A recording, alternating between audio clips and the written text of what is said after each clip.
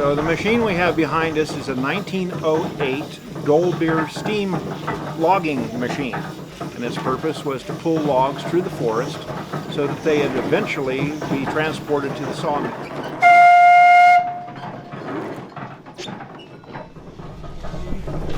So this steam engine operates essentially by a wood fire boiling a steep kettle full of water, creating steam.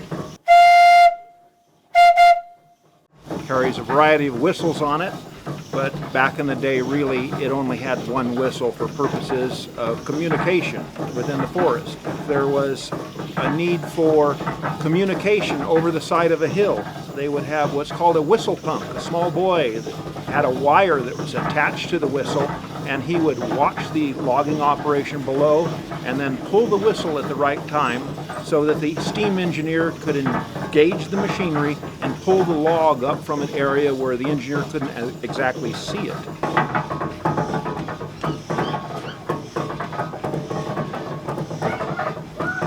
So what we will be doing is a demonstration of how this machine actually moved logs through the forest. Essentially, the loggers would drop the trees, and this machine would roll the logs into two-pole chutes, which is basically a road through the woods. They would drag these logs through the woods, eventually dumping them into Shaver Lake. It would be gathered up by the steamboat, the Michigan, transported over to the sawmill. The sawmill would then cut them into boards. The boards would then be dried, and after a period of time, when they had sufficient buoyancy, they would kick them into the flume.